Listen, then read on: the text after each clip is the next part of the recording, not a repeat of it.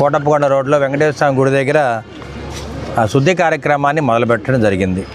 ఈ కార్యక్రమం అంతా దీనికి నేపథ్యం గడచిన 5 ఏళ్లుగా వైసీపీ ప్రభుత్వంలో జరుగుతున్న లడ్డూ ప్రసాదంలో కల్తీనే గెలపటం, అదేవిధంగా ప్రసాదాలన్నీ కూడా కల్తీతో తయారు చేసి భక్తులకు అమ్ముతున్నారు. కాబట్టి భక్తుల యొక్క మనోభావాలను దెబ్బతీసిన ఈ వైసీపీ ప్రభుత్వాన్ని ప్రజలందరూ కూడా గద్దెదించడం జరిగింది.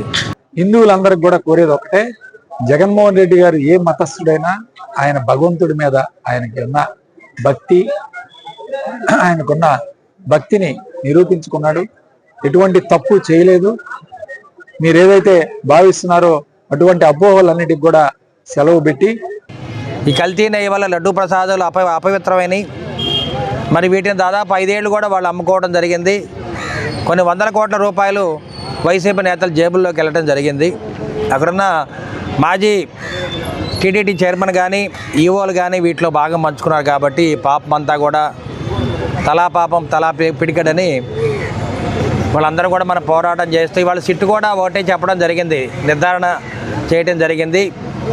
ఇది కల్తీ నెయ్యి, అది కల్తీ నెయ్యి కంటే కూడా వీళ్ళు రసాయనిక పదార్థాలు వాడి లడ్డూలు తయారు చేయడం జరిగింది.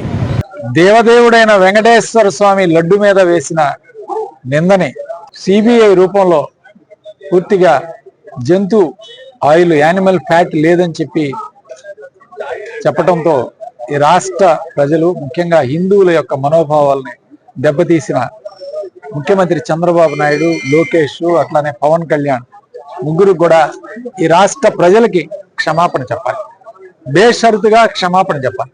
ఈ కల్తీ నెయ్యి కూడా ఆవు పాలు కాకుండా రసాయనిక పదార్థాలతో వీటిని తయారు చేసి లడ్డూలు తయారు చేయటం, మరి భక్తులందరూ కూడా ప్రసాదాన్ని పంచడం కూడా జరిగిందనమాట.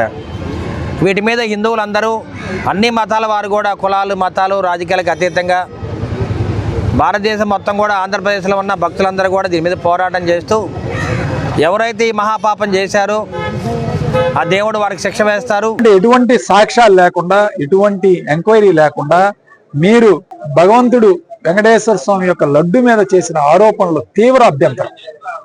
హిందువుల మనోభావాలు ప్రపంచవ్యాప్తంగా కూడా దెబ్బతిన్నాయి. ఎటువంటి యానిమల్ ఫ్యాట్ కలపలేదని చెప్పి ప్రజలందరికీ కూడా ప్రపంచవ్యాప్తంగా ప్రజలకు తెలియజేయాలని చెప్పి మేము డిమాండ్ చేస్తున్నాం.